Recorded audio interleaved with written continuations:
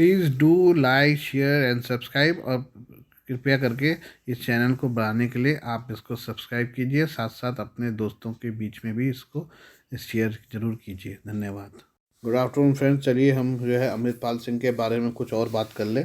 अमृतपाल सिंह चाहे पुलिस की गिरफ्त से दूर है, लेकिन उसके गिरफ्तार हुए साथियों से बड़े खुलासे हो रहे हैं। भरोसेमंद सूत्रों की माने तो अमृतपाल सिंह और उसके समर्थक नशा छुड़ाने की आड़ में अपने साथ युवाओं को जोड़ रहा था, जिन्हें उसने अपनी बनाई एकेएफ में भर्ती करना था। इतना ही नहीं, फरार चल रहा अमृतपाल सिंह युवाओं के ब्रेन वॉश भी करवा रहा था और उन्हें एक विशेष समुदाय प्रति भी भड़काने का काम कर रहा था। पुलिस की जांच में गिरफ्तार आरोपियों की मोबाइल से कई संदिग्ध वीडियो भी मिली हैं, जिससे साफ है कि अमृतपाल सिंह कुछ बड़ी साजिश रच रहा था। गोलियां चलाने की ट्रेनिंग देना, ब्रेन वॉश करके युवाओं को भड़काना के खुलासे से पुलिस भी हैरान है कि कुछ ही समय में अमृतपाल सिंह ने इतनी बड़ी साजिश कैसे तैयार कर ली। साफ है कि अमृतपाल सिंह दुबई से ही इसकी साजिश रच कर आया था और उससे पहले भी वो ऐसे संगठनों के लिंक में था जो आतंकवादियों से जुड़े हुए हैं। सूत्रों ने बताया कि अमृतपाल ने अपने साथ कुछ पूर्व फौजी भी जोड़े हुए थे जो युवाओं को हथियार चलाने की ट्रेनिंग देते थे। हालांकि वो खुद जुड़े या फिर अमृतपाल ने डरा धमका के जोड़े थे, इसकी जांच की जा रही है। इसके अलावा अमृतपाल सिंह ने खालिस्तान का मैप भी बना रखा था। जांच में यह बात सामने आई है कि अमृतपाल सिंह की एक टीम सोशल मीडिया में भी एक्टिव रही, जो युवाओं को अपने साथ जोड़ने के लिए व्हाट्सएप ग्रुपों में जोड़ रहे थे। इसमें से ज़्यादा युवक मांझा के बताए जा रहे हैं जो अमृतपाल के संगठन से जुड़े हुए हैं। बताया जा रहा है कि जो लोग अमृतपाल के खास हो जाते थे, वह उन्हें एक सिम का कोड भी देता था जो विदेशी नंबर होता था और उससे सिर्फ इंटरनेट के जरिए ही बात होती थी। इसका कारण यह था कि क्योंकि इंटरनेट कॉलिंग ट्रेस नहीं हो पाती, आने वाले समय में पुलिस और भी बड़े खुलासे कर सकती है। आइए अब हम कश्मीर के बारे में कुछ बात कर लें। केंद्र शासित प्रदेश जम्मू कश्मीर के बांदीपुरा जिले में शुक्रवार को सुरक्षा बलों ने लश्कर ए तैयबा के 2 आतंकवादियों को गिरफ्तार किया। पुलिस सूत्रों ने शनिवार को यह जानकारी दी। सूत्रों ने बताया कि पुलिस सेना और केंद्रीय रिजर्व पुलिस बल सीआरपीएफ की संयुक्त टीम ने बांदीपुरा के सुमलार क्षेत्र में 2 आतंकवादियों को गिरफ्तार किया है। पुलिस ने एक बयान जारी कर कहा कि बांदीपुरा पुलिस ने 14 आरआर और सीआरपीएफ की 3री बटालियन के साथ मिलकर सुमलार में मछली पालन फार्म के पास नाका चेकिंग के दौरान लश्कर के 2 आतंकवादियों को गिरफ्तार किया और उनके पास से 2 चीनी ग्रेनेड बरामद किए हैं। बांदीपुरा थाने में गैरकानूनी गतिविधि रोकथाम अधिनियम यूएपीए की संबंधित धाराओं के तहत मामला दर्ज किया गया है।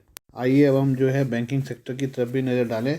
अमेरिका में सिलिकॉन वैली बैंक के डूबने से शुरू हुआ बैंकिंग संकट क्रेडिट स्विस के रास्ते यूरोप पहुंच गया है। अब इसके जर्मनी में भी दस्तक देने की संभावना है। जर्मनी के सबसे बड़े ड्यूश बैंक का स्टॉक प्राइस तब एक झटके में 15% टूट गया जब बैंक के इन्वेस्टर्स ने इसमें बिकवाली शुरू कर दी। ड्यूश बैंक के स्टॉक्स में इस बिकवाली की एक बड़ी वजह वैश्विक स्तर पर पांव पसार रहे आर्थिक संकट और स्वास्थ्य चिंताओं के फिर से बढ़ने को माना जा रहा है। बैंक के शेयर प्राइस में लगातार तीसरे दिन गिरावट दर्ज की गई है। ड्यूश बैंक का शेयर प्राइस शुक्रवार को दिन में कारोबार के दौरान 15% तक टूट गया। इसके बाद इसमें थोड़ा सुधार देखने को मिला, लेकिन कारोबार के अंत में ये 8.53% टूटकर 8.54 यूरो पर बंद हुआ। साल 2023 की शुरुआत से अब तक इसके शेयर भाव में 21.94% की गिरावट आ चुकी है। जर्मनी की अर्थव्यवस्था में ड्यूश बैंक अहम भूमिका अदा करता है। ये एक मल्टीनेशनल बैंक है। कई सालों तक बैंक को छोटा और सुरक्षित बनाए रखने के बावजूद दुनिया भर के बाज़ारों में इसकी मौजूदगी है। ये मुख्य तौर पर कॉरपोरेट कर्ज के सेक्टर में काम करने वाला बैंक है। ड्यूश बैंक के शेयर में बिकवाली सिर्फ ग्लोबल इकोनॉमिक क्राइसिस और हेल्थ टेंशन की वजह से नहीं हुई है, बल्कि 2020 के मुकाबले क्रेडिट डिफ़ॉल्ट स्वैप बीमा की लागत कई गुना बढ़ने की वजह से निवेशकों के बीच बिकवाली की धारणा देखी जा रही है। क्रेडिट डिफ़ॉल्ट स्वैप बीमा का ही एक प्रकार है जो किसी कंपनी के ब्रांड होल्डर्स की उसके डिफ़ॉल्ट के एवज में सुरक्षा करता है।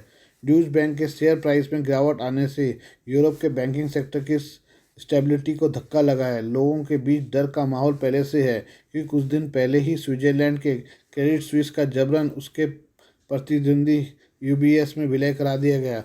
वहीं अमेरिका में सिलिकॉन वैली बैंक डूबने के बाद सिग्नेचर बैंक पर भी इसका असर हुआ है। अमेरिकी रक्षा विभाग के मुख्यालय पेंटागन ने चीन के साथ बन रहे जंग के हालात को लेकर चेतावनी देते हुए अमेरिका को हर स्थिति से निपटने के लिए तैयार रहने को कहा है। पेंटागन के अधिकारियों ने बृहस्पतिवार को कहा कि चीन के साथ संभावित टकराव के लिए अमेरिका की सेना को तैयार रहना चाहिए। पेंटागन ने कांग्रेस से रक्षा विभाग के लिए $842 अरब के बजट को मंजूरी देने की अपील की है। ताकि एशिया और दुनिया के विभिन्न क्षेत्रों में अमेरिकी सेना को मजबूत किया जा सके। अमेरिका के रक्षा मंत्री लॉयड ऑस्टिन ने रक्षा मामलों पर विनियोग उप समिति के समक्ष अपने एक बयान में कहा, यह एक रणनीति संचालित बजट है जो चीन के साथ हमारी रणनीतिक प्रतिस्पर्धा की गंभीरता से प्रेरित है। ताइवान समेत दक्षिण चीन सागर पर कब्जा करने की ताक में लगे चीन को करारा जवाब देने के लिए अमेरिकी सेना 4 नए सैन्य अड्डे बनाने जा रही है। ये अमेरिकी सैन्य अड्डे दक्षिण चीन सागर में स्थित फिलीपींस के द्वीपों पर बनाए जाएंगे जो चीन और ताइवान के बेहद करीब है। फिलीपींस के राष्ट्रपति फर्नांडो मार्कोस जूनियर ने बुधवार को इन अमेरिकी सैन्य अड्डों का ऐलान किया था। फिलीपींस ने अमेरिका के साथ एक नए रक्षा समझौते पर हस्ताक्षर किया है और इसी के तहत ये नए अमेरिकी अड्डे बनाए जा रहे हैं। इन अमेरिकी अड्डों में से एक उस द्वीप के पास होगा जिसको लेकर चीन और फिलीपींस के बीच तनाव है। पिछले महीने ही मार्कोस ने अमेरिका को 4 नए स्थानों पर अड्डे बनाने की मंजूरी दी थी। अमेरिका के अभी 5 सैन्य अड्डे फिलीपींस में मौजूद हैं। फिलीपींस ने कदम ऐसे वक्त में उठाया है जब चीन इस इलाके में बहुत ही आक्रामक हो गया है। चीन ने दक्षिण चीन सागर में कई कृत्रिम द्वीप बना लिए हैं और उन पर मिसाइलों से लेकर फाइटर जेट तक तैनात किए हैं। आइए अब हम पाकिस्तान के बारे में कुछ बात कर लें।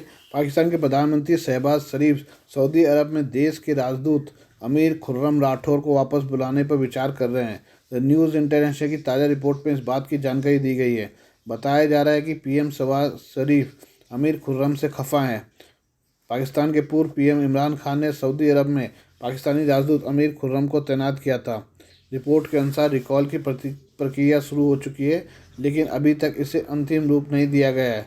बता दें कि सऊदी अरब से पाकिस्तानी राजदूत को ऐसे समय पर हटाया जा रहा है जब खाड़ी देश ने बिना ब्याज के कर्ज।